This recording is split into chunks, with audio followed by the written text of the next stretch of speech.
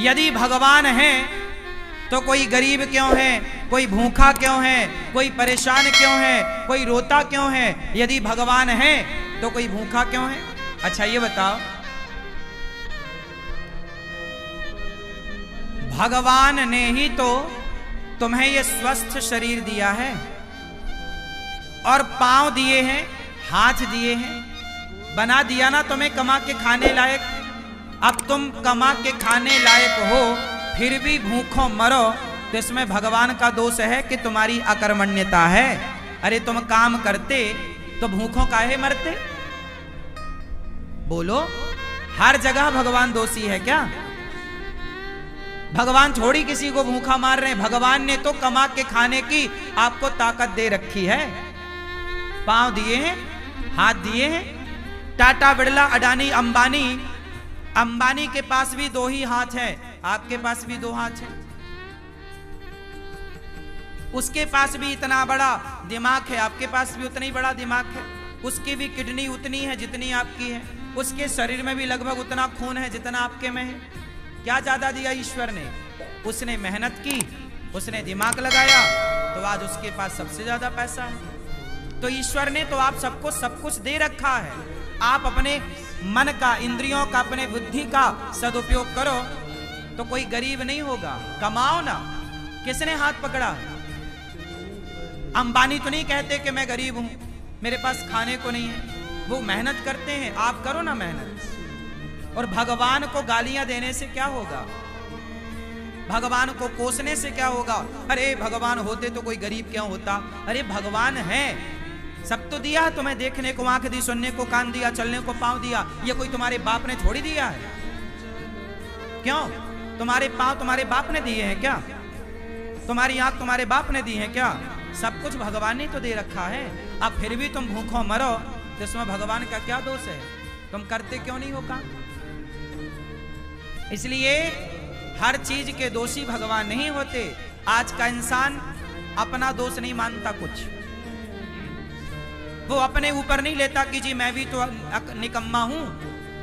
आजकल के लोग करते धरते कुछ नहीं है और चाहते इतना सारा है। हमारे पास हम धन्ना सेठ हो जाए, पैसा हो जाए। अरे पैसा हो जाएगा, मेहनत करते हो क्या? मेहनत करने की क्षमता है? पसीना बहा सकते हो? तप सकते हो क्या? जो तप रहे हैं, जो मेहनत कर रहे हैं, वो आज सुखी हैं। वो नहीं रो रहे हैं कि हम गरीब हैं।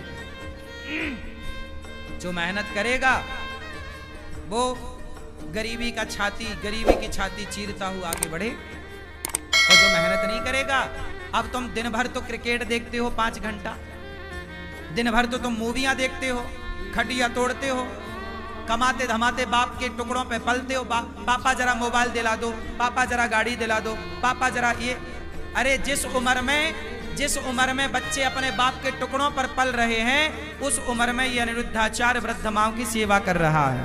तुम्हारी तरह हम भी आराम करते, तुम्हारी तरह हम भी आराम फरमाते रहते, तो हम भी तुम्हारी तरह बाप के टुकड़ों पे पलते होते।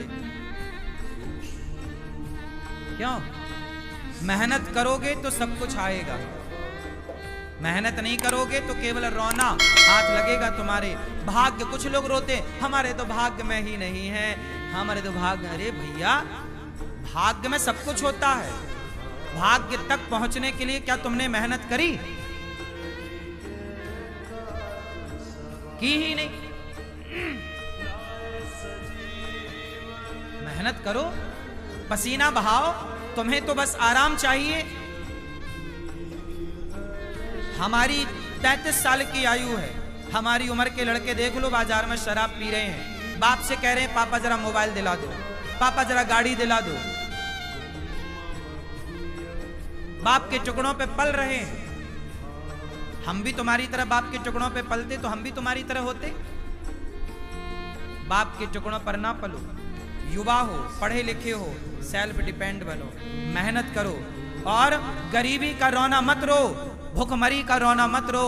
मेहनत करने वाला कभी कहीं दुखी नहीं रह सकता। पसीना बहाने वाला, क्या आप पसीना बहाने को तैयार हैं? परंतु पसीना बहाने का भी एक फंडा है। सही दिशा में बहाया गया पसीना सार्थक होगा। आप गलत दिशा में पसीना बहाओ तो बहाते रहो, कोई अर्थ ना निकलेगा। पसीना भी कहां बहना चाहिए? सही दिशा। आप पानी में लाठियां पीटो तो पसीना तो बहेगा, मेहनत तो होगी, एनर्जी तो वेस्ट होगी, पर उसका परिणाम कुछ ना आएगा। सही दिशा की ओर बढ़ो, सही लक्ष्य की ओर बढ़ो, सही प्लानिंग के साथ चलो, तब जाके परिणाम मिलेगा, गंतव्य तक पहुंचोगे, आपको मंजिल मिलेगी, मुकाम मिलेगा, सफलता मिलेगी, कामयाबी आपके कदम चूमेगी। वरना रोते रहो फिर गरीबी के नाम पे, भगवान के नाम पे और भाग्य के नाम पे। ना तो मैं भगवान के नाम पे रोता, ना तो मैं गरीबी के नाम पे रोता, ना तो मैं भाग्य के नाम पे रोता। मैं रोता नहीं हूं भाग्य और गरीबी और भगवान के नाम पर। मन लगा के मेहनत करता हूं सवेरे से लेके शाम तक। मैं यदि अब आप सुनना, मैं कई बार 3 बजे रात को सोता हूं, काम करने जाता हूं, कई बार मुझे बाहर जाना पड़ता है किसी कार्यक्रम के लिए, कार्य के लिए। मैं रात के 3 बजे आता हूं, कई बार मैं सवेरे 4 बजे आया। 4 बजे जब मैं आया तो मैं रात भर का थका हूं ना, मैं चाहता तो सो जाता, पर मैं सोया नहीं।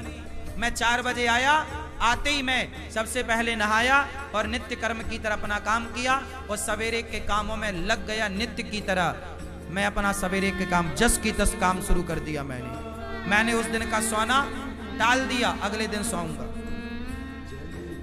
क्या आप तैयार हैं इतनी मेहनत करने को, नींद को कुर्बान करने को तैयार हैं? आजकल के लोग जरा काम करते हैं थक जाते हैं। आजकल के लड़के बिस्तर पे 10 बजे सो के उठते हैं, माँ मम्मी ओ बिस्किट दे दो, जरा कहाँ रखी है, जरा चाय दे दो। ये नालायक, तुम्हें बिस्तर में बिस्किट चाय चाहिए, 10 बजे सो के उठते हो। लक्ष्मी तुम्हारे पास क्या करेंगी?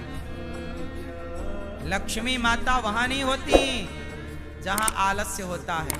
याद रखिएगा, लक्ष्मी हमेशा उनके साथ होती है जो मेहनत करना जानते हैं। मेहनत करने वाले के साथ लक्ष्मी होती है, आलसी के पास कभी लक्ष्मी नहीं होती। आलसी के पास कभी भी लक्ष्मी नहीं होती। मेहनत करो, पसीना बहाओ, कामयाबी के पीछे मत भागो, कामयाबी तुम्हारे पीछे भागेगी। तुम्हारी मेहनत तुम्हारी तस्वीर तकदीर दोनों बदलेगी। मेहनत कौन है? लता जी इतना बढ़िया गाती थी, बताओ लता जी जैसा कौन दूसरा आया? क्योंकि लता जी जैसी मेहनत किसने की, उनके जैसा रियाज किसने किया? हर चीज को मेहनत चाहिए, हर काम को मेहनत चाहिए। बिजनेस करना है तो व्यापार किससे चलेगा? व्यवहार से चलेगा, प्लान से चलेगा, दिमाग से चलेगा। है नहीं दिमाग, प्लानिंग है नहीं, तो कैसे चलेगा? मेहनत करना नहीं है।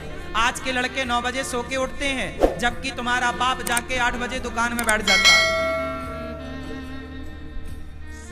8 बजे तो उसका ऑफिस खुल जाता है। अब जो आज के लड़के 10 बजे जागते हैं, वो ऑफिस कब खोलेंगे? तुम्हारा बाप मेहनत करता था तो इतनी संपत्ति बना लिया, तुम अपने बाप की तरह भी ना बना पाओगे। बाप के टुकड़ों पे पलते पलते रहोगे, क्योंकि मेहनत नहीं है ना।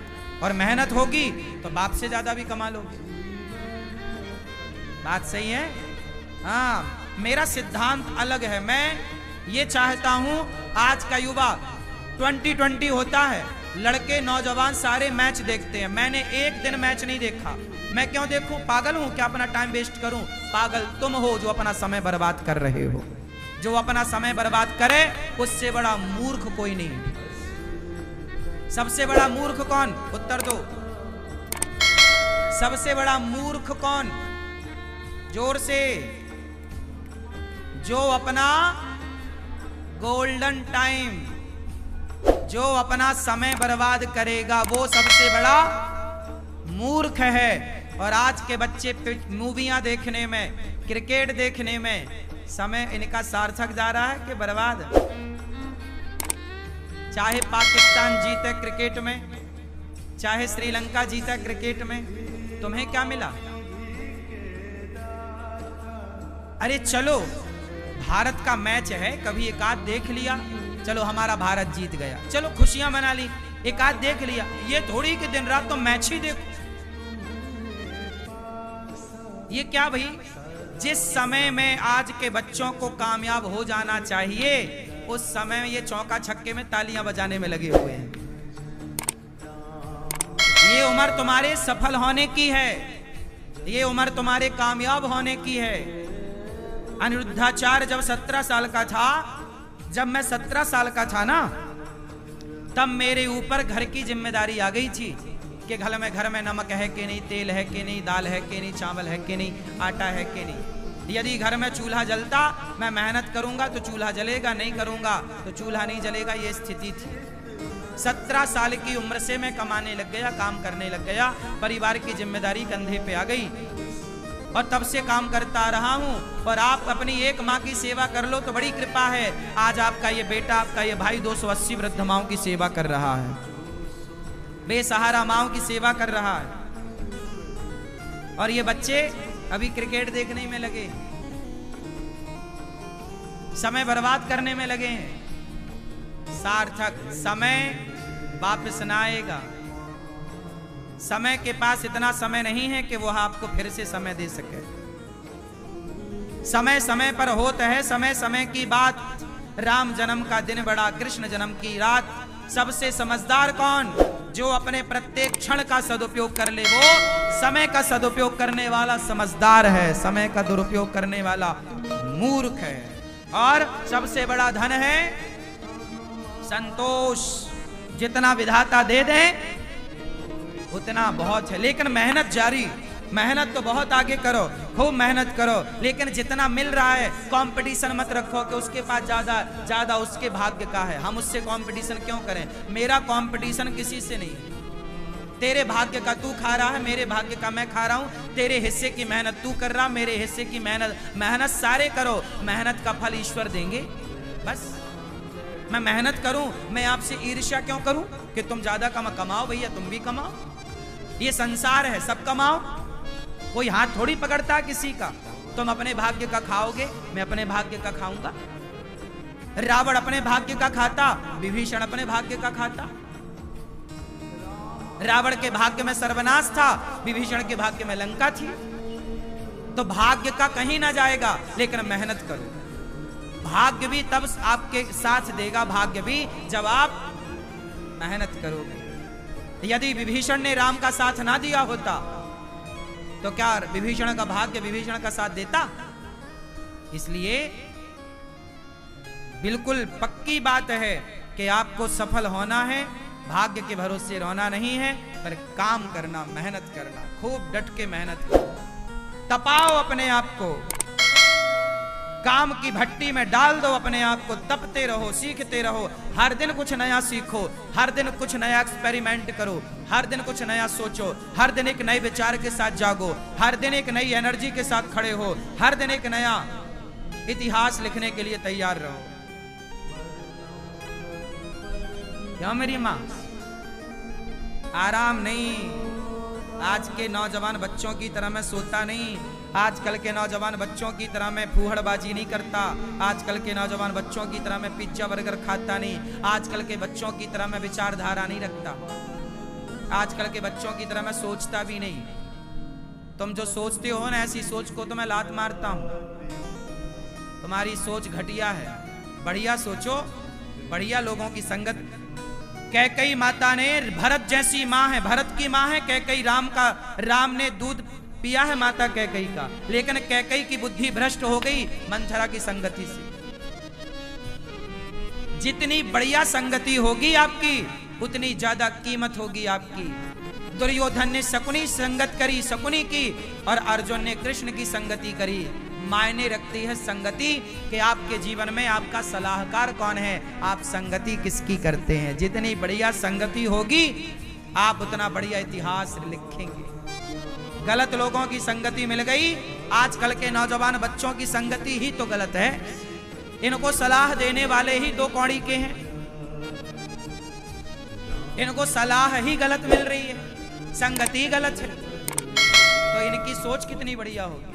आजकल का नौजवान क्या सोचता है? आजकल के नौजवान को 99 नहीं, 99 पॉइंट, फिर 99.99% लोग क्या सोचते हैं? आज के नौजवान बच्चों की सोच बोल रहा हूं। आजकल के बच्चों को क्या चाहिए? केवल मोबाइल बड़ा मिल जाए, बड़ी गाड़ी मिल जाए, ऐशो आराम मिल जाए और क्लबों में घूमने का मौका, बाप पैसा दे दे तो वो क्लबों में जाके रहे, पराई लड़की के संग नाचे, उसे आज ये चाहिए। आजकल के लड़कों को क्या चाहिए? फ्रीडम चाहिए। फ्रीडम में क्या? बढ़िया मोबाइल, बढ़िया लैपटॉप, बढ़िया गाड़ी, बढ़िया व्यवस्था, 5 स्टार होटल, बढ़िया एक लड़की चाहिए, उसके संग वो घूमेगा, लिवन में रहेगा, बस।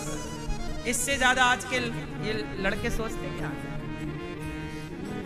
इनकी बुद्धि में केवल सुरा है और सुंदरी है। हाँ या ना? सुरा मतलब शराब, सुंदरी मतलब स्त्री। इससे ऊपर का ये आज के नौजवान लड़का लड़की सोच भी नहीं पाते। हाँ या ना? 99.99 लोग ऐसे हैं मेरी माँ, केवल इतना ही सोचते, इससे ज्यादा नहीं सोचते। इससे आगे का वो सोचते ही नहीं कि मैं देश के काम भी आ सकता हूँ, मैं कामयाब होऊंगा तो समाज को कुछ दे सकता हूँ, मैं कामयाब होऊंगा तो राष्ट्र की सेवा कर सकता हूँ। ये विचार ही नहीं है उनका। उनका तो बस खाओ पियो मौज करो। क्या है? यही है। तो आजकल के नौजवान तो 2 चीजों में उलझ गए, सुरा और सुंदरी। सुरा और तीसरा क्या है? ऐसे लड़कों की मैं संगति नहीं करता, ऐसे लोगों की संगति से नाश करूंगा क्या? तुम्हारी सोच, तुम अपने विचार अपने पास रखो। सबसे विचार नहीं लेना चाहिए, सबसे सलाह नहीं लेना चाहिए। कैकेयी माता ने मंथरा से ली, क्या हुआ? दुर्योधन ने शकुनी से सलाह ली, क्या हुआ? आप भी गलत व्यक्ति। इसलिए हमारे यहाँ गुरु होते हैं। क्या होते हैं? गुरु जी होते हैं। गुरुजन श्रेष्ठ विचार, श्रेष्ठ संस्कार, अच्छा ज्ञान, अच्छी बातें आपके।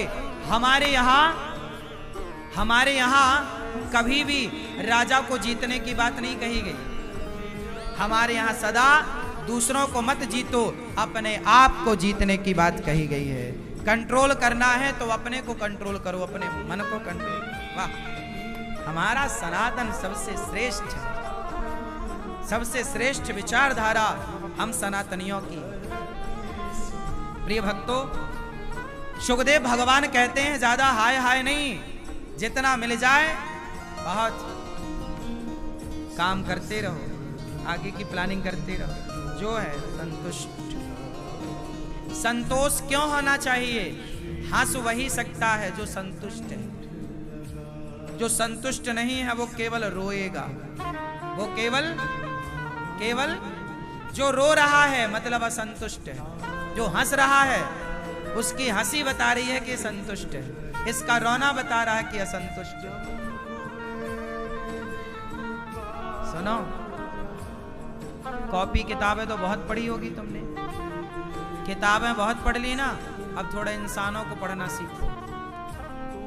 हम इंसानों को भी पढ़ लेते हैं, पढ़कर बता देते हैं कि तुम्हारा हाल कैसा है। तुम 2 मिनट हमारे संग बैठो, हम 2 मिनट में तुम्हारा पूरा जीवन पढ़ लेंगे कि तुम पूरे जीवन में क्या किए हो, तुम कितने अच्छे हो, कितने बुरे हो। और ये कोई बड़ी बात नहीं, ये आपका अनुभव है। जब आप बहुत अनुभवी हो जाएंगे ना, तो कॉपी किताबें बहुत पढ़ लिए, थोड़ा इंसानों को पढ़ना सीखिए। थोड़ा पत्नी के भाव को पढ़ना सीखिए, थोड़ा पति की भावनाओं को पढ़ना सीखिए, थोड़ा बच्चों के भावों को पढ़ना सीखिए, थोड़ा माँ के भाव को पढ़ना सीखिए, थोड़ा पिता के विचारों को पढ़ना सीखिए, थोड़ा गुरु को पढ़ना सीखिए। किताबें पढ़ते रहोगे क्या? किताबें भी पढ़ो, इंसानों को पढ़ो, काम आएंगी आपकी ये बातें।